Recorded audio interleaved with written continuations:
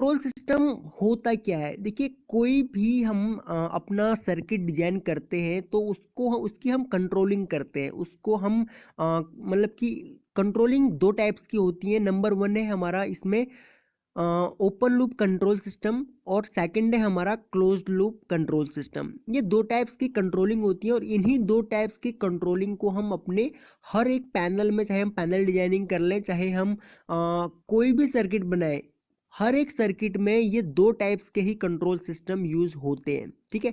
अगर आप पीएलसी की बात करते हैं कि हमें मान लीजिए कोई पीएलसी में हम कोई प्रोग्राम रन करवाते हैं, तो पीएलसी के अंदर भी पीएलसी क्या है, वो पीएलसी इन दोनों में से किस कंट्रोल सिस्टम पे वर्क करता है वो भी मैं आगे आपको बताऊंगा। जैसे जैसे हम इस टॉपिक पे आगे बढ़ेंगे तो आपके सभी डाउट्स क्लियर होने वाले हैं। तो कंट्रोल सिस्टम मींस, अगर हम किसी भी सर्किट को कंट्रोल करने के लिए जितने भी हम उसमें पार्ट्स यूज करते हैं, जितने भी हम उसमें कंपोनेंट्स यूज करते हैं, वो सारे के सारे मिल करके ओपन लूप या फिर क्लोज लूप कंट्रोल सिस्टम बनाते हैं। ठीक है। तो इसके जो दो टाइप्स हैं, इन दोनों टाइप्स में हम एक एक करके इसको डिस्कस कर लेते हैं।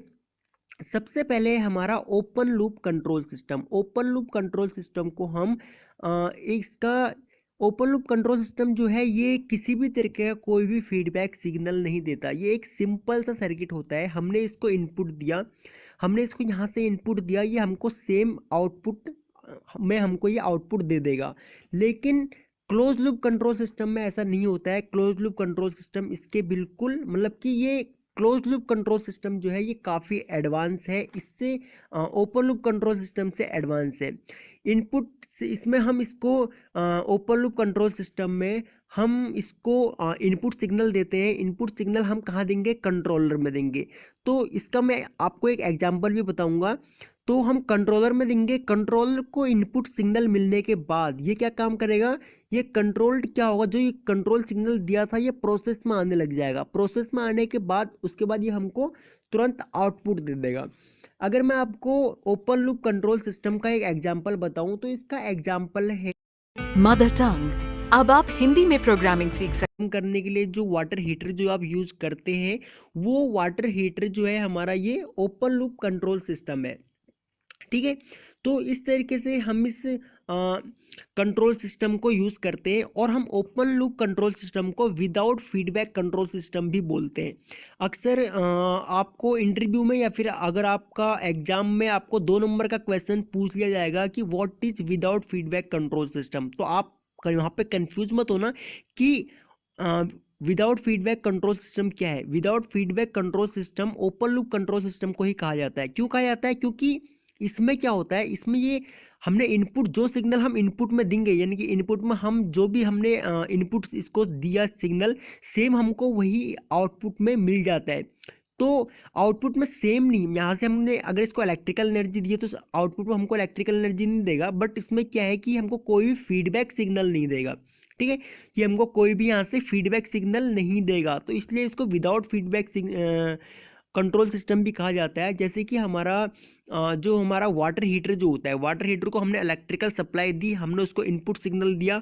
उसके बाद इनपुट सिग्नल देने के बाद क्या होगा, वो क्या काम करता है, वो हीटिंग चालू करने लग जाता है। उसके अंदर हीटर लगे होते हैं और वो हीटिंग चालू कर देता है। लेकिन उसका जो टेम्परेचर है, उसका टेम्परेचर मैक्सिमम कितना होना चाहिए, मिनिमम कितना होना चाहिए, वो उसमें सेट नहीं होता है। वो एक सिंपल सा हीटर है हमारा, उसको हम जब तक ऑफ नहीं करेंगे तब तक उसका जो हीटिंग, जो मैक्सिमम उसकी कैपेसिटी है, तब वहाँ तक वो हीटअप होगा।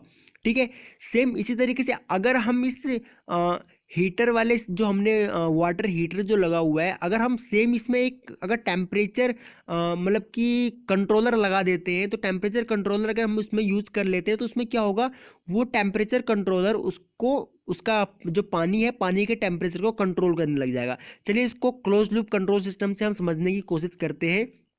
क्लोज लूप कंट्रोल सिस्टम को हम फीडबैक कंट्रोल सिस्टम भी बोलते हैं। इसको क्यों बोला जाता है? देखिए, या इनपुट देने के बाद यहाँ पे देखिए, ये इनपुट देने के बाद ये इनपुट जो है ये एम्पलीफायर में आता है। एम्पलीफायर क्या काम करता है? एम्पलीफायर किसी भी सिग्नल को एम्पलीफाई करता है। एम्पलीफाई मीन्स अगर हमने मान के चलिए, अगर मैं आपको एक स्पीकर का एग्जांपल देता हूँ, तो स्पीकर क्या काम करता है? स्पीकर इलेक्ट्रिकल सिग्नल को एम्पलीफाई करता है ऑडियो सिग्नल में, ठीक है, वो उसको ऑडियो में कन्वर्ट करता है, ऑडियो में एम्पलीफाई करता है। यानी कि एम्पलीफायर किसी भी वीक सिग्नल को मतलब कि वीक सिग्नल को क्या काम करता है, उसको हाई सिग्नल में कन्वर्ट करता है, एम्पलीफाई करता है, ठीक है। उसके बाद एम्पलीफायर से उसके बाद सिग्नल आता है हमारा कंट्रोलर में, कंट्रोलर में आने के बाद आता है प्रोसेस होता है, कंट्रोलर में आने के बाद फिर हमारा सिग्नल प्रोसेस होता है और उसके बाद हमको आउटपुट मिल जाती है। आउटपुट मिलने के बाद यहीं से एक फीडबैक लिया जाता है, फीडबैक लेने के बाद ये दोबारा से इसको यहाँ पे इसका फीडबैक इसको रेफरेंस इनपुट में दोबारा से फीडबैक इसको दे दिया जाता है। फीडबैक देने के बाद एम्पलीफायर एंड कंट्रोलर इसको एनालिसिस करता है। करने के बाद जो भी हमारा हमने इसको कंट्रोलर में जो भी हमने डाल रखी है, वैल्यूज डाल रखी है, तो वो उसको एनालिसिस करने के बाद हमको प्रोसेस करता है एंड